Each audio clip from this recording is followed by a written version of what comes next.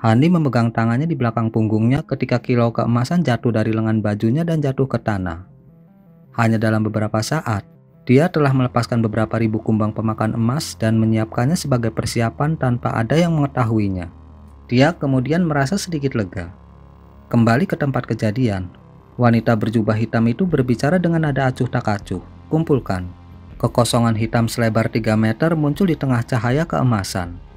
Ketika anomali muncul, cahaya mengalir ke dalamnya seperti aliran ke danau dan tidak ada yang tersisa. Kemudian dengan desahan lembut, kekosongan bergetar keluar dari keberadaan, mengungkapkan kedua iblis sekali lagi. Wanita itu memegang bendera angin hitam dengan satu tangan. Ketika dia melihat pedang emas menyala lagi di kejauhan untuk meluncurkan serangan lain, dia berbicara ke arah istana dengan alis terangkat.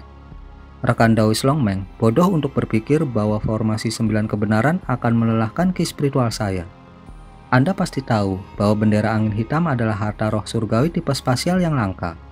Tidak peduli seberapa kejam serangan itu, jika mereka tidak memiliki kekuatan untuk merobek ruang, Anda bahkan tidak akan menyentuhku. Jika Anda bijak, maka taat keluar. Jika Anda memaksa saya untuk menagih setelah Anda tidak akan dilepaskan begitu saja. Tawa manis Longmeng keluar dari istana. Apa yang akan kamu lakukan? Mungkinkah Anda berubah pikiran dan ingin kita menjadi satu? Betul, sebenarnya aku ingin menyatukan kembali jiwa kita. Longmeng mencibir. Apa yang kamu katakan, iblis? Apakah Anda berpikir bahwa saya akan percaya pada Anda? Tentu saja tidak akan sama dengan sebelumnya, kata wanita berjubah hitam dengan acuh tak acuh. Aku pertama-tama akan menempatkanmu di bawah beberapa batasan, menjamin bahwa aku akan menjadi jiwa utama. Kemudian dia dengan lembut melambaikan bendera, dengan mudah menciptakan kekosongan lingkaran hitam besar dan melahap serangan yang diluncurkan pedang emas padanya. Namun dia terpaksa menghentikan gerak maju untuk sementara waktu untuk mencegah pembatasan mengaktifkan pedang emas lebih lanjut. Apakah kamu bermimpi? Bagaimana saya bisa menyetujui sesuatu yang begitu bodoh? Anda pikir saya akan keluar untuk menjadikan Anda jiwa utama? Setelah Anda menguasai tubuh saya, apa yang kamu rencanakan? Katakan, Longmeng berteriak dengan bingung. Wanita berjubah hitam itu dengan dingin menjelaskan. Karena kita telah menyatukan jiwa beberapa kali, Anda harus tahu kebenarannya.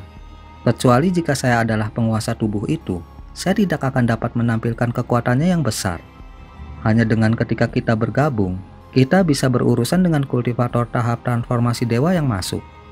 Jika Anda tetap di dalam, Anda akan disegel oleh kultivator dunia ini sekali lagi. Seharusnya lebih baik bergabung kembali dengan saya.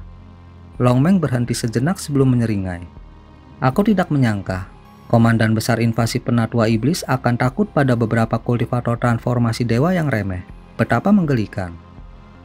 Wanita berjubah hitam itu dengan tenang berkata, pada saat itu ada lorong antara alam suci dan alam fana, dan kita dapat secara teratur kembali untuk memulihkan ki jahat kita, memungkinkan kita untuk menggunakan kemampuan besar kita. Zaman telah berubah. Bersama dengan ki asal dunia, tidak peduli seberapa kuat saya tidak bisa berbuat banyak seperti sekarang. Saya bingung bagaimana menangani para kultivator transformasi dewa yang menakutkan ini. Apakah kamu tidak merasakan hal yang sama? Bukankah Anda awalnya adalah iblis transformasi dewa akhir dari alam roh? Bisakah kamu bahkan menggunakan sebagian kecil dari kekuatan itu dalam kondisimu saat ini? Aku tidak bisa menyetujui delusi kamu menjadi jiwa utama dalam tubuhku. Longmeng dengan tegas menyatakan. Bahkan jika kamu bisa lolos dari jebakan, apa bedanya bagi saya? Anda mungkin dapat dengan paksa mengontrol bendera angin hitam untuk beberapa waktu dengan ki jahat Anda. Tetapi Anda bahkan tidak bisa mengerahkan setengah kekuatannya. Jika Anda ingin menggabungkan jiwa Anda dengan jiwa saya akan menjadi pemimpin, tidak ada alternatif. Ketika wanita berjubah hitam itu mendengarnya, kedengkian perlahan merayap ke wajahnya. Sepertinya kamu cukup percaya diri dengan penguasa 8 roh dan formasi penindasan iblis 9 kebenaran. Karena Anda telah menolak, sepertinya saya harus menahan Anda secara pribadi dan menarik kekuatan dari jiwa Anda. Bukan pilihan yang paling efektif, tapi aku akan melakukannya. Setelah menyelesaikan ancamannya, dia melirik Hanli dan menggumamkan beberapa perintah pada iblis penatua. Iblis menganggukkan kepalanya sebagai jawaban, dan melesat keluar dari perimeter formasi mantra, langsung tiba sebelum formasi teleportasi hitam. Dia melayang tanpa bergerak di atasnya, seolah-olah dia menjaganya. Para kultivator dalam hati mengutuk ini. Rencana awal mereka untuk menyelinap diam-diam telah runtuh. Hani telah menduga ini, jadi dia merasa lebih nyaman daripada yang lain. Tapi yang mengejutkannya, iblis malam bersayap perak dan singa elang pudar dalam serangkaian kekaburan. Grand Immortal Su dan wanita suci mulai berkomunikasi dengan transmisi suara, masing-masing memakai ekspresi cemberut. Namun penatua agung Klanye dia tetap diam dan diam. Hani mengerutkan kening dan tatapannya jatuh ke wajah sarjana berjubah putih, merasakan ada sesuatu yang salah. Setelah menyelidiki sebentar lagi, dia menemukan bahwa pria itu sebenarnya adalah ilusi yang terbentuk dari cahaya putih. Ketika hatinya bergetar, dia buru-buru mencari sekelilingnya. Tetapi dia lega, dia segera melihatnya. Pada saat yang sama, wanita berjubah hitam itu mulai melawan serangan benang-benang pedang emas, lalu membuka bendera angin hitam dan melemparkannya tinggi-tinggi ke udara. Dengan tangannya yang digenggam dalam gerakan mantra, dia mulai mengucapkan mantra yang sangat aneh. Ledakan besar terdengar, diikuti oleh munculnya bola angin hitam. Angin berhembus dan melilit dengan liar, berubah menjadi tornado besar yang mengingatkan kita pada pilar surga itu sendiri. Pada saat yang sama, awan kuning yang gelap tak terhitung mulai menyatu di langit. Baut petir melompat melintasi awan dan segera jatuh ke tanah di bawahnya. Tornado hitam kemudian meraung, ketika bilah angin yang tak terhitung jumlahnya terkondensasi bersama, mengisi seluruh langit dengan pasir dan batu yang tersebar. Cahaya biru yang membutakan menutupi tubuh Hani dalam penghalang lebat, melindungi baik Silvermoon dan dirinya sendiri.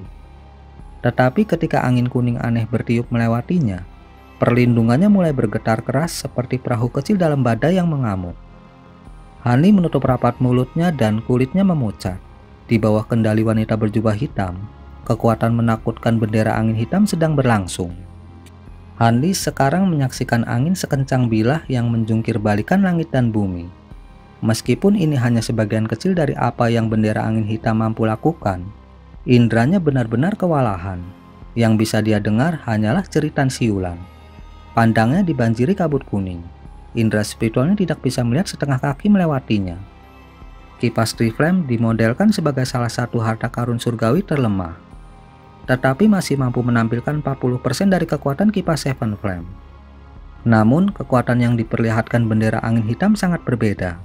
Untungnya dengan mata roh cerahnya, dia dapat menangkap bayangan samar-samar dari lingkungannya yang berjarak 30 meter di sekitarnya. Dia tidak tahu bagaimana formasi penekan iblis berhadapan dengan serangan masif ini. Dia hanya bisa melihat berbagai getaran dan merasakan pergumulan hebat yang terjadi. Ketika dia mengangkat kepalanya ke langit, yang dia lihat hanyalah angin kacau yang membutakannya. Penghalang yang melindunginya kemudian mulai bersenandung lebih keras, memaksakan ekspresi sedih darinya. Butuh lebih banyak kekuatan sihir untuk bertahan. Kekuatan bendera angin hitam sebenarnya meningkat seiring waktu berlalu. Hani mengambil nafas dalam-dalam dan mulai melihat ke bawah di bawahnya. Seolah-olah dia sedang mempertimbangkan menggali di dalam tanah.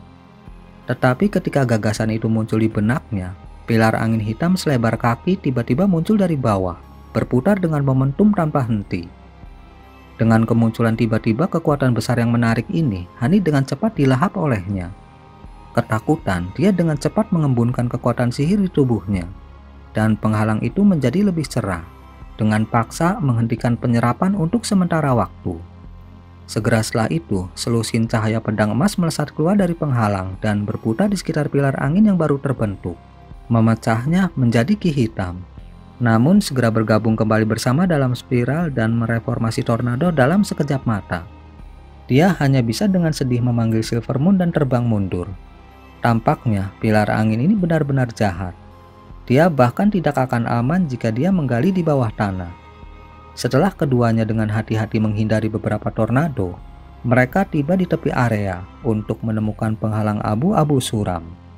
Seperti yang dia duga, dia menemukan jeda singkat. Angin jauh lebih lemah di sini membuat mereka lega. Namun keseriusan di wajahnya belum hilang, dan dia memandang ke arah aula istana sejenak sebelum kilatan melintas dari matanya. Dia menjabat tangannya dan pedang emas sepanjang 1 kaki membelah dinding abu-abu. Sebuah kresek dihasilkan dari dampak, bersamaan dengan tebasan sedalam 1 meter ke dinding. Tetapi dalam binar cahaya putih, kerusakan itu diperbaiki dengan cepat. Penghalang itu tidak tampak sangat kokoh dan mudah dipotong oleh pedangnya. Tapi tidak diketahui seberapa tebal itu atau apakah itu mampu memperbaiki kerusakan tanpa henti. Jika dia tidak bisa menembus dalam satu serangan, dia tidak akan bisa melarikan diri. Dengan pemikiran itu, Hani mulai menggerakkan lengannya dan menekannya ke kantong penyimpanannya. Dalam sekejap cahaya, kipas Triflame muncul di tangannya. Saat dia dengan hati-hati menyalurkan kekuatan spiritual ke dalamnya, kipas itu memancarkan lingkaran cahaya 3 warna. Dia mengambil napas dalam-dalam, lalu dengan lembut melambaikannya ke dinding dengan 1 tangan. Awan api 3 warna berlari keluar dari kipas dan diam-diam melelehkan dinding, meninggalkan lubang selebar 1 meter. Namun ekspresinya jauh dari bahagia. Meskipun pemogokan memotong lebih dari 30 meter, nyala api telah padam dan keseluruhan kerusakan telah diperbaiki secepat sebelumnya. Meskipun dia tidak menggunakan kekuatan penuh dari kipas Triflame, ketebalan dinding membuatnya berhenti. Meskipun serangan itu memiliki kekuatan yang cukup besar, itu tidak banyak berpengaruh. Bahkan dengan kemampuan yang lebih kuat, dia ragu apakah itu bisa menembus dinding. Kekuatan penuh dari kipas Triflame kemungkinan akan menyebabkan adegan yang hebat dan menarik perhatian monster-monster kuno itu. Dan jika itu masih tidak menembus dinding, dia akan menemukan dirinya dalam situasi yang berbahaya. Selain itu, dia curiga ada pembatasan lain yang menunggu. Jika dia menerobos dan pembatasan lainnya adalah untuk menyerang, dia mungkin bisa mati. Dengan pertimbangan itu, Hani melonggarkan cengkramannya pada kipas dan ekspresinya goyah. Setelah tetap agak bingung setelah melihat Longmeng, Silvermoon akhirnya menenangkan diri dan berkata, "Tempat ini tidak begitu sederhana. Akan lebih baik jika guru tidak mengambil resiko seperti itu." Hani tersenyum dan bergerak untuk menanyakan sesuatu padanya ketika ekspresinya tiba-tiba tenggelam. Dia dengan cepat berbalik untuk menghadapi angin kencang dan dengan dingin berkata, "Apa yang kamu lakukan menyelinap di sekitar? Jangan salahkan saya jika saya memutuskan untuk menyerang." Dengan mengatakan itu, dia mengencangkan genggamannya pada kipas Triflame, dan cahaya bersinar mulai merangkak di permukaannya. "Rekan Daoisan harap tunggu. Saya tahu kekuatan kipas Anda, dan saya tidak ingin menerima serangan seperti itu tanpa alasan." Suara seorang pria terdengar, dan 2 siluet putih muncul dari angin kuning yang mengamuk. Grand Immortal Su dan wanita suci Lin Yinping. Hani mengangkat alisnya dan tidak berusaha menyembunyikan keterkejutannya. Tetapi dengan nada apatis dia berkata, "Oh, Anda ingin saya percaya bahwa Anda tidak datang ke sini dengan maksud mengejar saya." Dengan mengatakan itu, dia melirik ke arah istana. Badai angin dan tornado hitam telah berkumpul di sekitar sana. Tetapi ada retakan guntur yang samar-samar terdengar di tengah-tengah angin menderu. Kilatan keemasan juga sesekali menerobos angin kuning. Tampaknya formasi penindasan iblis sama tangguh seperti yang diharapkan. Bahkan di bawah serangan bendera angin hitam, itu masih berhasil bertahan. Itu juga tidak diketahui apakah penguasa 8 roh akan berpartisipasi dalam pertempuran. Tetapi ketika dia melihat bahwa wanita berjubah hitam tidak melihat ke arah mereka, dia merasa agak lebih tenang dan mengalihkan perhatiannya kembali ke 2 di depannya. Setelah mengantisipasi permusuhannya, Grand Immortal Su membuka penghalang yang kedap suara dan dengan tenang menyatakan, "Tidak perlu seperti ini. Kami tidak datang ke sini saat ini untuk menemukan masalah, tetapi untuk membahas rencana untuk bertahan hidup." "Apa rencanamu?" Hati Hani bergerak, tetapi wajahnya tetap kosong. "Kenapa bertanya? Kamu sudah tahu jawabannya.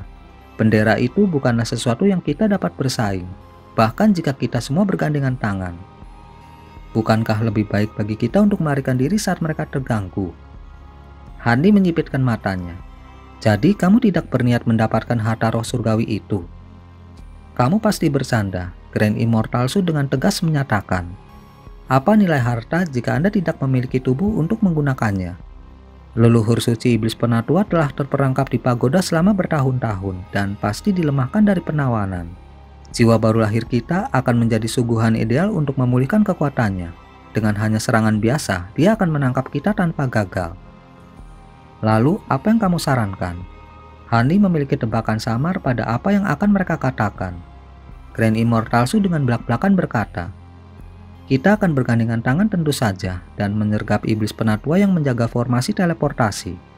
Dengan begitu, kita akan dapat melarikan diri. Dengan hanya kita, Hani mencibir. Apakah Anda tahu betapa menakutkannya penatua iblis berkepala dua itu? Lin Yinping tersenyum terkejut dan bertanya, mungkinkah kita tidak akan cukup untuk mengalahkan iblis? Sambil membelai kipas di tangannya, Hani perlahan berkata, di masa lalu, 3 kultivator besar dan selusin kultivator jiwa baru lahir mengejarnya, dan dia masih berhasil melarikan diri. Apakah Anda masih percaya diri setelah mendengar itu? Iblis penatua ini adalah orang yang melarikan diri dari surgawi selatanmu. Grand Immortal Su berbicara dengan khawatir. Itu benar. Grand Immortal Su dan Lin Yinping bertukar pandangan sebelum berbagi sedikit keraguan. Maka kita akan bergabung. Itu seharusnya cukup untuk mendorong iblis itu kembali. Suara dingin tiba-tiba berbicara dari atas mereka, dan ekspresi mereka bertiga sangat berubah. Kemudian, 2 kilatan menyala dari angin kuning untuk mengungkapkan iblis malam bersayap perak dan singa elang. Cahaya spiritual 2 iblis melilit mereka, benar-benar melindungi mereka dari angin yang berbahaya. Kemampuan pergerakan angin mereka memungkinkan mereka bergerak semulus ikan di dalam air melalui badai yang mengamuk ini. Jadi itu kamu. Itu berarti Anda ingin bergabung. Setelah jelas melihat mereka, Hani mendapatkan kembali ketenangannya. Iblis malam dengan belak-belakan berkata, tentu saja, kita mungkin bukan dari ras yang sama. Tetapi leluhur suci iblis penatua tidak akan peduli tentang itu. Ini akan menjadi bencana jika kita tidak melarikan diri. Bagus, dengan bantuanmu kita seharusnya benar-benar aman. Tidak ada waktu untuk kalah, ayo berangkat. Siapa yang tahu berapa lama waktu pembentukan mantra dan penguasa 8 roh akan membeli kita. Grand Immortal Su kemudian menoleh untuk melihat Hani dengan meringis. Kedua iblis telah melakukan hal yang sama. Jelas aliansi mereka hanya akan berhasil dengan persetujuan Hanli. Hani diam-diam menggigit bibirnya saat dia merenungkan dan akhirnya mengangguk. Kedua iblis kemudian mengambil kesempatan untuk mendarat di sisi mereka. Setelah mengambil keputusan, Hani tidak lagi ragu-ragu dan segera memegang tangannya dalam gerakan mantra. Lalu ubin jiwa Guiling mulai bergetar di dalam dirinya sebelum bersinar dengan cahaya lemah. Beberapa saat kemudian, cahaya kuning terang melintas di sampingnya dan Guiling muncul dari tanah. Ketika Guiling muncul, dia tidak terkejut sedikit pun ketika dia melihat manusia dan iblis berkumpul bersama. Tetapi ketika dia melirik Hanli, bibirnya bergerak mengirim transmisi suara kepadanya. Sejak kejutan dihianati dari wajah Hanli yang awalnya tenang. Ketika wanita suci melihat ekspresinya, dia bertanya, apa yang telah dilakukan rekan Daoiskui? Bukan apa-apa, kata Hani dengan tenang. Hanya saja 2 rekan Daois dari sekte bentuk abadi memiliki pikiran yang sama dengan saya. Mereka ingin mencari jalan keluar dari bawah. Oh begitu, Lin Yinping berbicara dengan senyum misterius. Jelas dia tidak mempercayainya, tetapi dia tampaknya tidak peduli sedikit pun. Meskipun yang lain juga curiga padanya, mereka memprioritaskan aliansi buruk mereka dan tidak mengejar masalah itu. Mereka kemudian mulai membahas rencana aksi mereka. Karena mereka semua kaya dengan pengalaman pertempuran, diskusi berlangsung singkat, sehingga mereka segera bertindak. Tubuh mereka bersinar dengan cahaya sebelum menghilang dari pandangan. Hani mengangguk pada Guiling dan dia menggali ke dalam bumi sekali lagi. Dia memberi Silver Moon perintah dan dia terbang kembali ke lengan bajunya dalam bentuk rubah kecil. Hani menatap formasi teleportasi hitam dan membelai dagunya sebelum menampar kantong penyimpanannya. Dalam kilatan cahaya perak, bayangan hitam muncul di depannya, boneka seperti manusia. Dia mengibaskan tangannya. Cahaya perak melilit tubuh boneka sebelum memudar menjadi kuning biasa-biasa saja. Setelah itu, mata boneka itu bersinar terang ungu dan menghilang menjadi kehampaan. Pertempuran ini akan sangat penting dengan konsekuensi fana. Dia tidak akan menyimpan kekuatan apapun. Dengan boneka di sisinya, dia akan merasa lebih nyaman. Mengingat teknik penyembunyian boneka yang luar biasa, iblis penatua kemungkinan tidak akan menemukannya sebelum terlambat. Tetapi wanita berjubah hitam itu adalah iblis yang kemampuannya belum dia saksikan sebelumnya. Saat dia memegang kipas Trifem dengan erat di satu tangan, dia membentuk mantra dengan yang lain, memanggil sayap badai petir dari punggungnya. Dia menghilang dalam sekejap cahaya perak tak lama setelah itu. Di sisi lain perimeter, terdapat formasi teleportasi yang mengambang di udara yang sekarang ditutupi oleh penghalang cahaya abu-abu. Iblis berkepala dua mengambang di atasnya dengan lengannya yang santai menggantung di belakang punggungnya. Salah satu kepalanya menatap ke arah istana dengan tatapan terfokus. Yang lain waspada melihat-lihat. Keempat lengannya memegang sepasang cincin ungu, tombak biru dan batu bata merah. Meskipun angin jahat dari bendera angin hitam itu tanpa henti, mereka tampaknya tidak memiliki banyak efek pada dirinya. Ekspresi aneh muncul di wajah kepala memandang ke arah istana. Sinar cahaya keemasan tiba-tiba melintas dari tengah dan membelah sebagian kabut tebal dengan kekuatan luar biasa.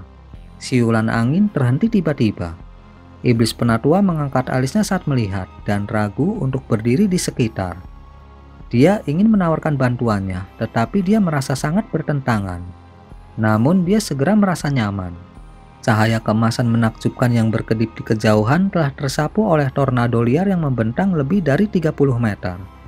Itu seperti naga angin hitam, melecut di udara dalam sekejap.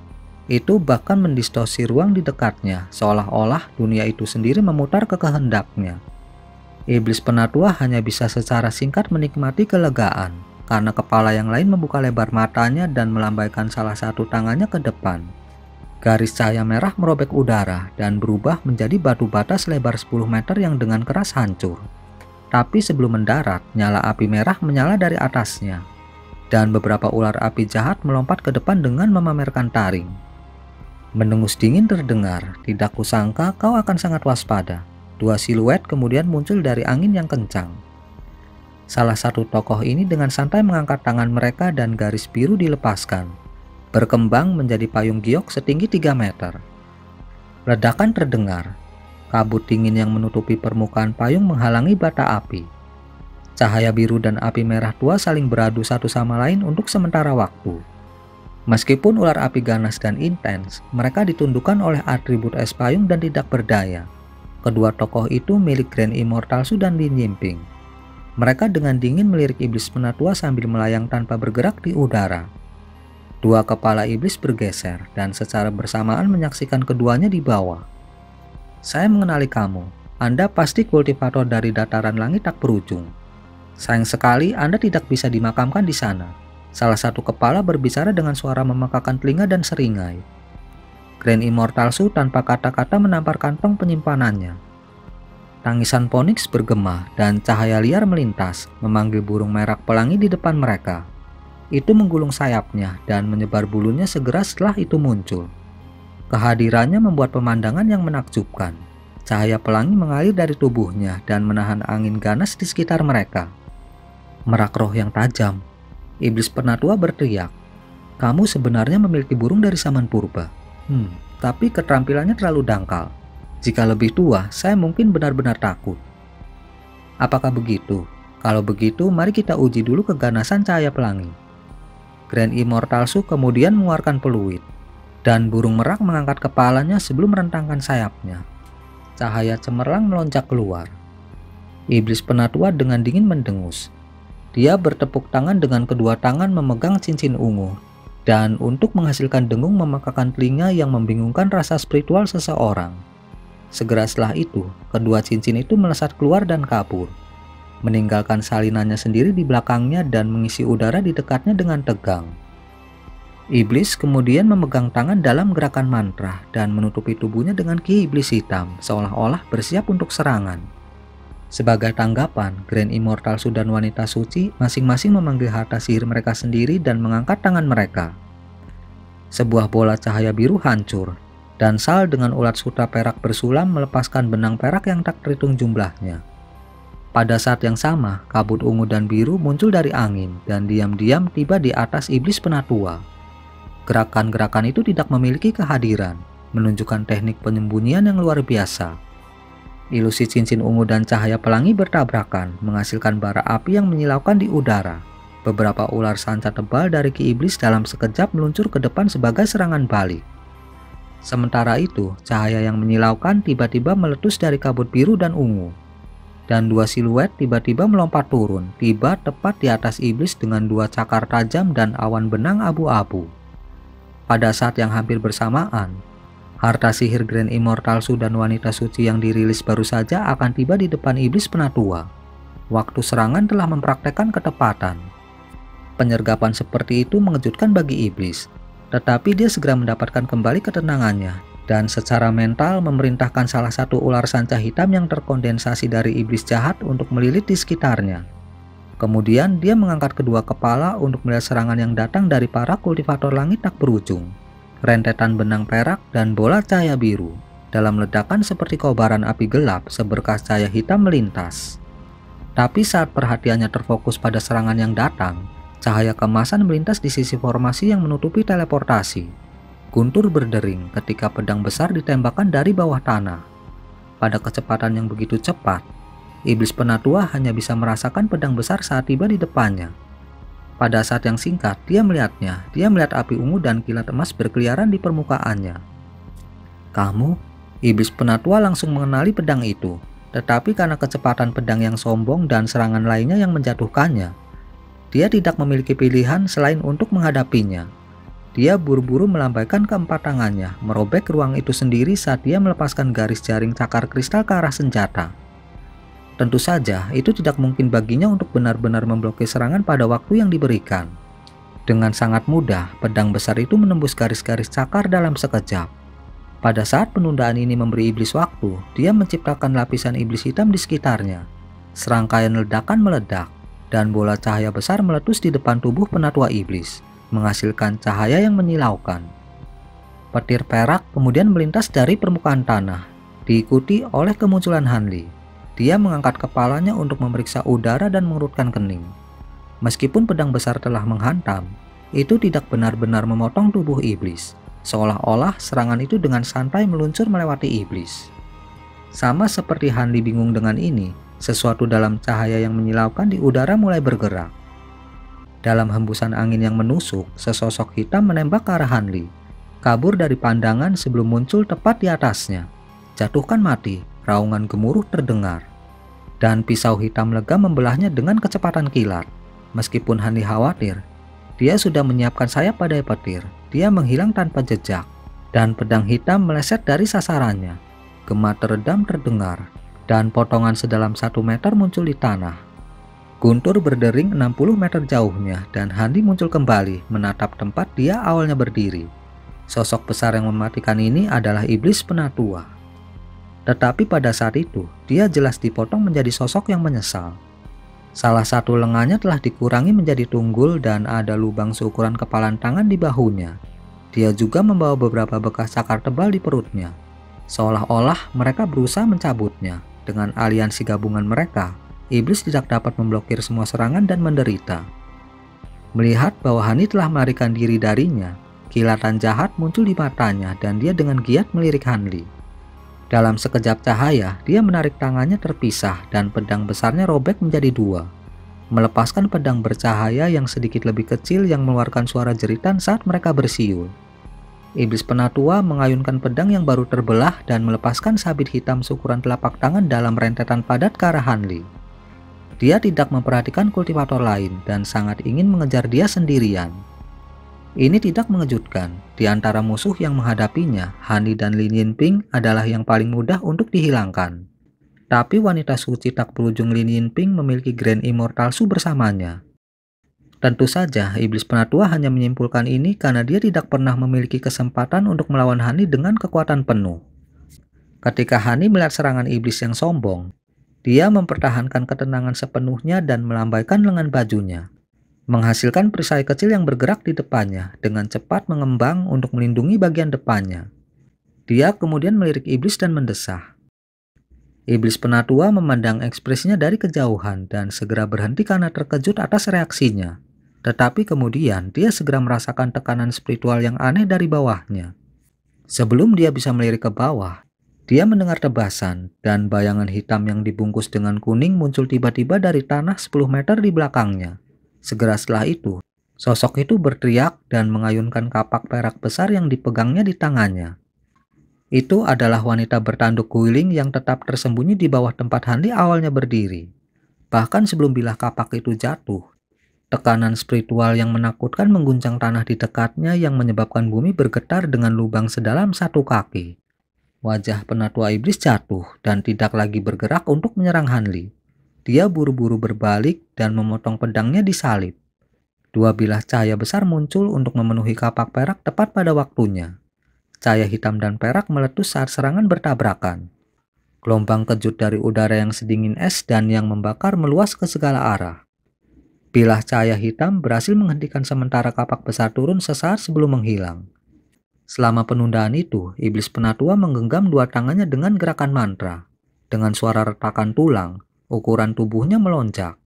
Pakaiannya merobek untuk mengungkapkan lapisan baju besi ramping yang terbuat dari sisik hitam selebar kaki. Ki iblis bertinta menutupi luka-lukanya dan dagingnya menggeliat di bawah dengan cepat menyembuhkan dirinya sendiri. Setelah berputar di udara, kilatan tak menyenangkan melintas di matanya dan dia menarik nafas dalam-dalam.